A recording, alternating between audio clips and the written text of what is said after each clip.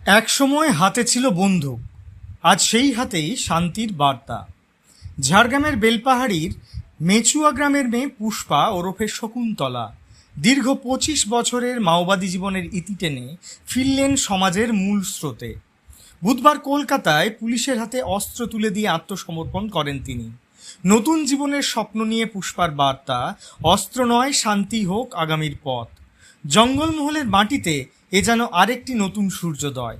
অন্ধকার পেরিয়ে স্বাভাবিক জীবনে ফেরার এই গল্প আজ অনেকের জন্যই হতে পারে অনুপ্রেরণা। Thank you. আমি মনে করেছি এখানে যে পরিস্থিতি,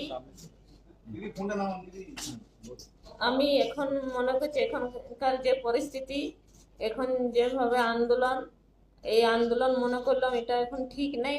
ওই জায়গা থেকে আমি সিলিন্ডার বা আত্মসমর্পণ যে সরকার বলেছে মূল সত্যে ফিরে আসো, তাই আমি মনে করলাম এটা ঠিক। ওই জায়গা থেকে আমি এখানে ফিরে এলাম, সিলিন্ডার বা আত্মসমর্পণ করছি। আর এটাই আমি মনে করছি ভালো, যে এখন সরকার যেভাবে বলেছে যে পুরনায় বাসস্থান এবং ঘর পরিবারের সাথে থাকার জন্য, এটাই আমি আশা করে এখানে সিলিন্ডার করলাম। Tun Mahato, alias Sakuntala, alias Borsha, alias Pushpa.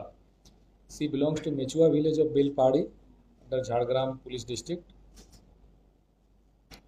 Jhargram district. She has surrendered before us.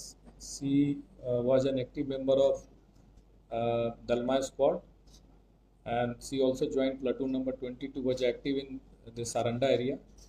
So PLGA member হিসাবে ছিলেন ওইখানে। She worked there for a considerable period of time, and since February she left the squad and came here and surrendered before us.